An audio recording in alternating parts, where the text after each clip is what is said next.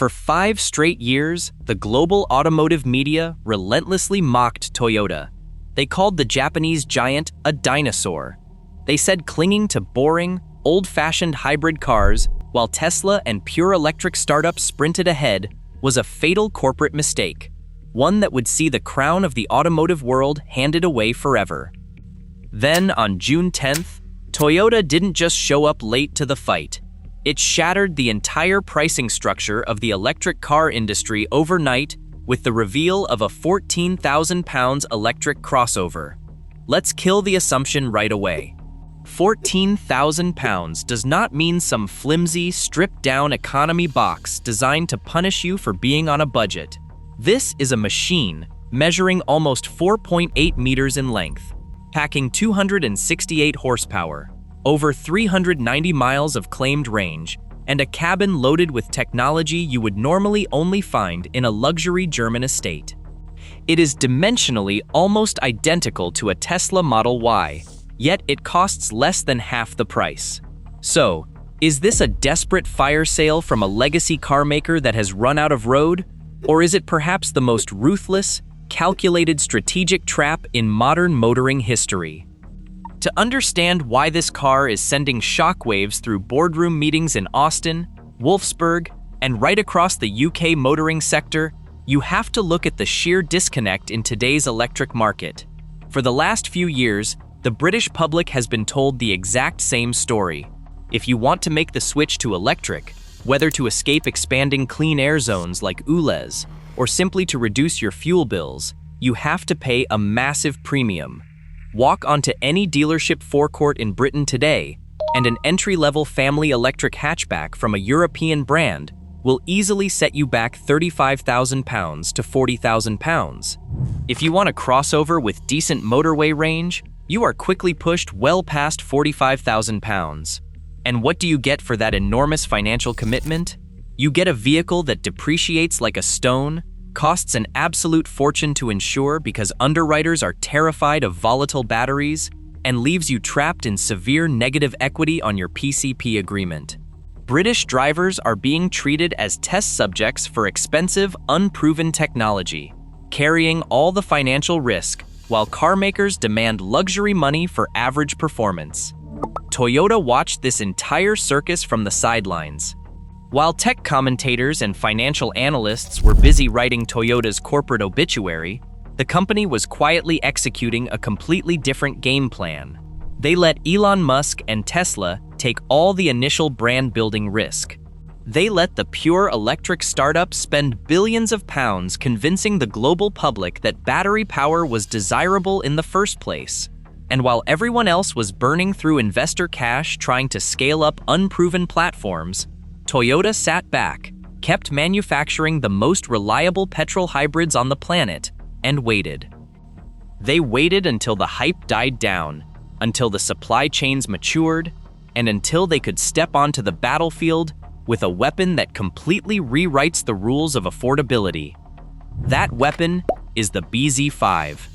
Rolled out through FAW Toyota in China at a starting price of 129,800 yuan, which converts to roughly $18,000, or just about 14,000 pounds at current exchange rates, the BZ5 is the third dedicated vehicle in Toyota's electric lineup, landing right alongside the BZ3 Saloon. But unlike earlier experimental models, the BZ5 arrives without a single meaningful compromise on its spec sheet. Start with the physical presence of the car. The BZ5 measures 4,780 millimeters long, 1,866 millimeters wide, and 1,510 millimeters tall, riding on a substantial 2,880 millimeter wheelbase. Line those exact measurements up against a Tesla Model Y, and they are virtually identical. This is a proper, full-sized, mid-size crossover. It features a sweeping fastback roofline and full-width LED lighting pulled straight from Toyota's earlier concept designs, proving this vehicle wasn't hastily thrown together in 6 months as a panic response to falling sales. It had been sitting on the shelf, fully developed and waiting for the right moment to strike. Step inside the cabin, And the story gets even more uncomfortable for Western competitors. A £14,000 price tag would usually mean cheap plastics, manual window winders, and a blank plastic plate where the radio ought to be. Instead, the BZ5 features a massive 15.6-inch, 2.5K central infotainment display, a crisp digital driver cluster, and seamless smartphone integration. On the safety front, where budget cars routinely cut corners, Toyota fitted 9 standard airbags, including full-length side curtain airbags stretching from the A-pillar all the way to the C-pillar. Higher specification trims even feature Toyota Pilot, an advanced driver assistance system co-developed on Momenta's 5.E Rio architecture, utilizing up to 33 individual radar and camera sensors, alongside an optional roof-mounted LiDAR unit. That is the kind of advanced sensory hardware you would expect to see bolted to an executive saloon, costing 3 or 4 times as much. When you look at the package as a whole, it genuinely defies the traditional economics of the automotive industry.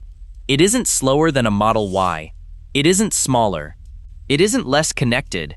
And from a structural standpoint, it isn't less safe. That is the exact reality that should terrify every Western automaker. The shock here isn't merely the £14,000 headline price. It's the fact that Toyota reached that figure without sacrificing anything the average driver actually cares about.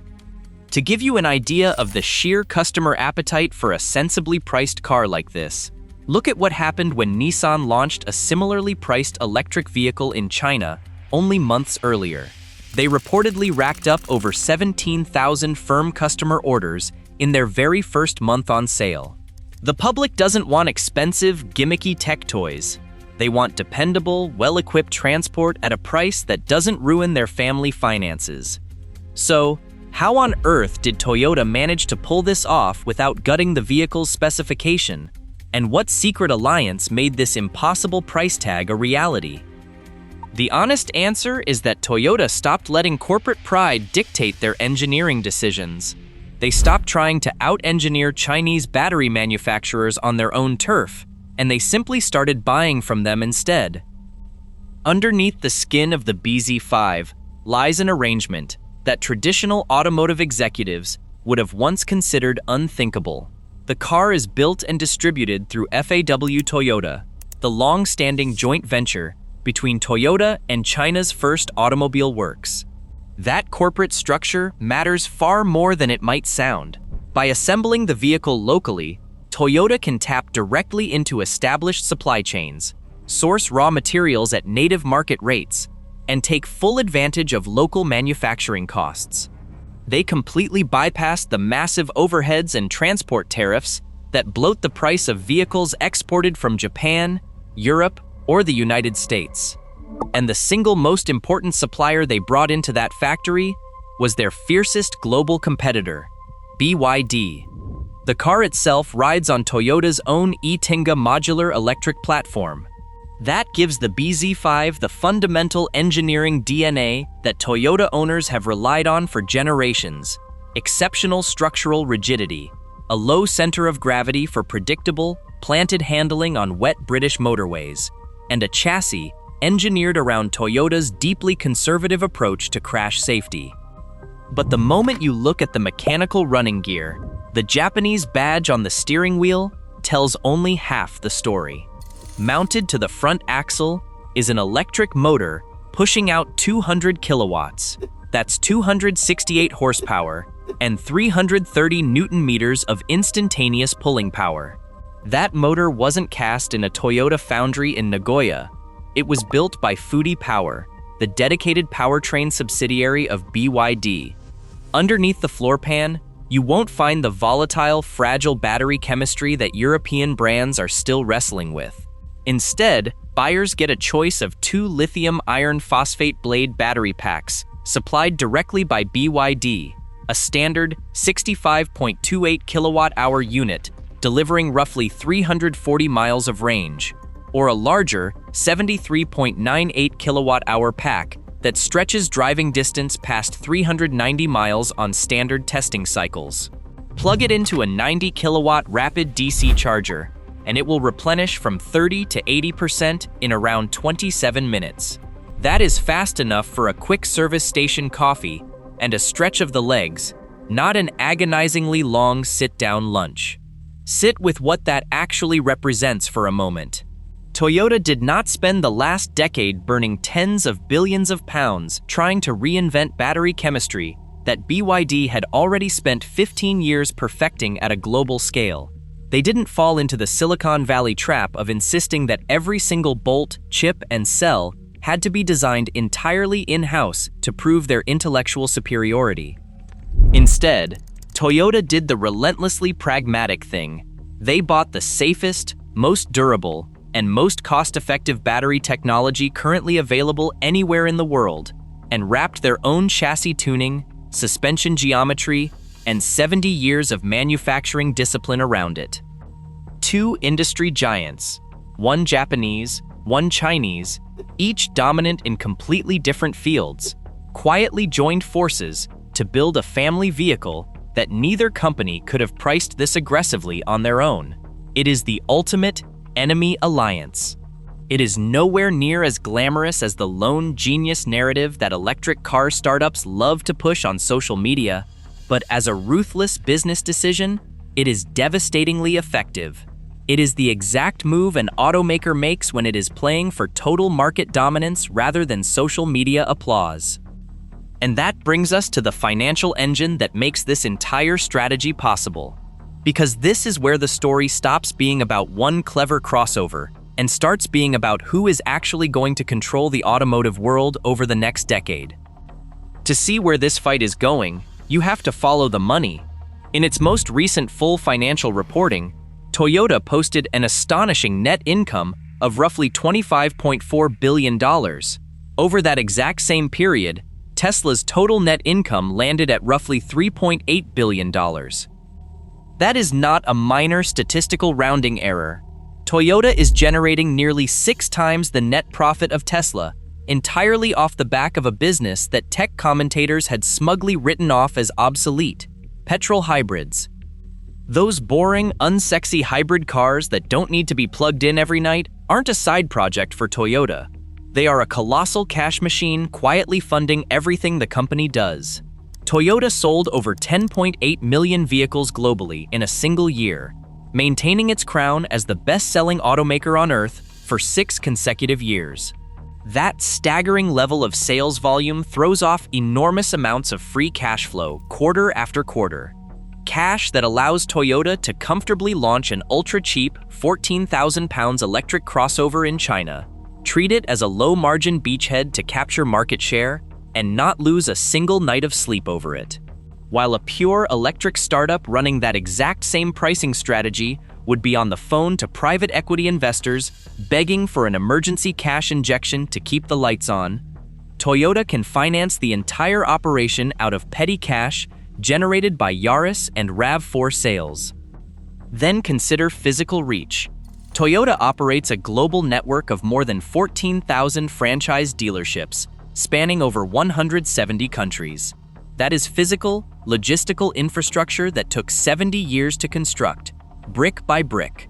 It means that the moment Toyota decides its next-generation electric vehicles are ready for a full global rollout, they can place them in front of buyers in practically every town, city, and high street on the planet overnight.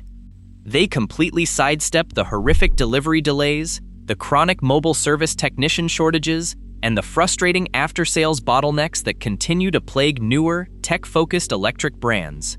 When you layer decades of hard-earned brand loyalty on top of that physical footprint, the psychological math becomes very simple for the average buyer. The cautious family motorist, the driver who has watched friends lose thousands in depreciation and is terrified of sudden battery failure, is far more likely to take the electric plunge if the badge on the steering wheel says Toyota. That peace of mind is worth more in the real world than any flashy marketing presentation. And Toyota still holds the ultimate trump card in its back pocket. That card is solid-state battery technology.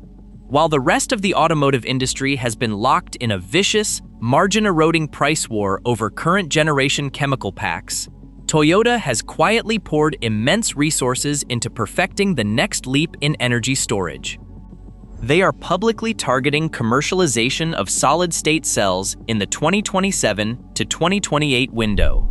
The performance targets they are aiming for are staggering: full charges from flat in roughly 10 minutes, and driving ranges that push past 1,200 kilometers, nearly 750 miles, on a single charge.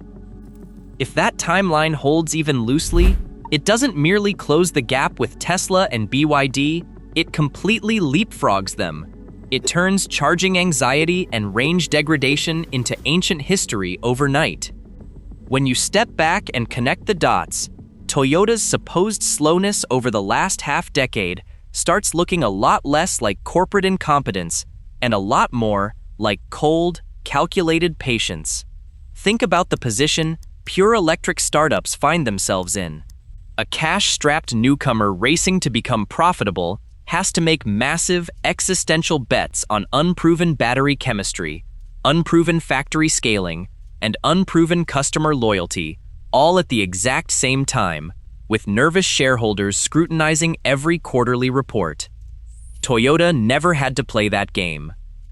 They could sit back, let BYD spend 15 years winning the low-cost battery manufacturing race, let Tesla take on the immense risk of convincing the world that electric cars were fast and fashionable, and then step into the arena with the one asset neither of those companies possesses: 70 years of peerless manufacturing discipline, a global dealer network, and a balance sheet so robust it can absorb a loss-leader EV without breaking a sweat.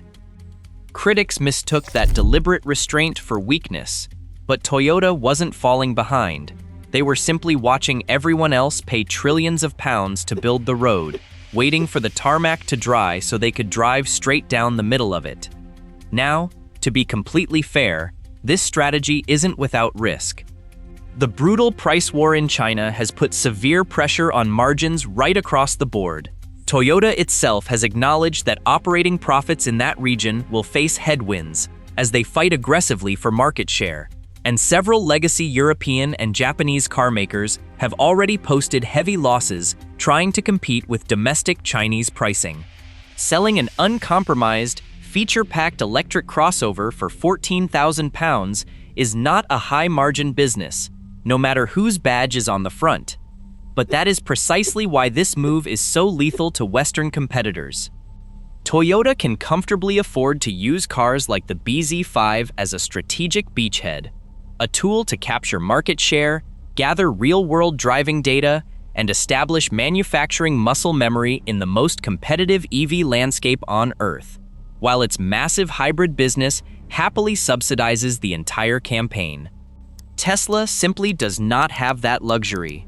Every single Model Y and Model 3 that rolls off an assembly line has to carry its own financial weight, because Tesla doesn't have a 10 million unit petrol hybrid cash machine sitting in the background to cushion the blow. And for legacy European car makers like Volkswagen, Stellantis, and Ford, the arrival of this vehicle is nothing short of a nightmare.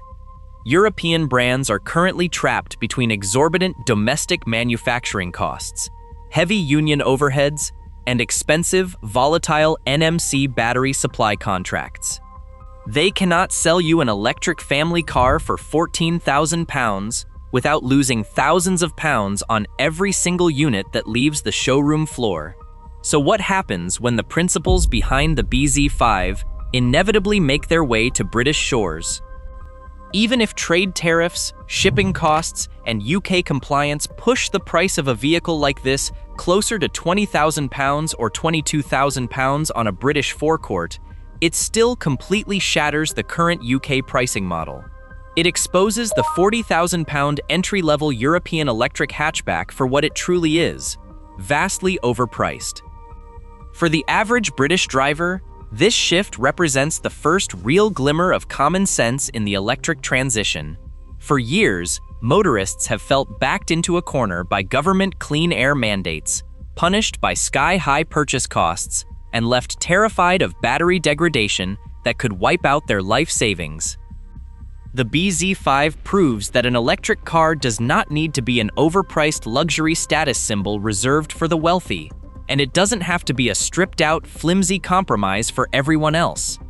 Tesla lit the spark that started this entire revolution. Nobody is trying to take that achievement away from Elon Musk. He forced a stubborn global industry to change direction. But when the history of the electric car is eventually written, it might genuinely be Toyota's boring, unglamorous, spreadsheet-driven pragmatism that actually puts an affordable, dependable electric vehicle onto the driveways of the millions of ordinary working people who were never, ever going to spend 40 grand on a car. So here is the question I want to put to you.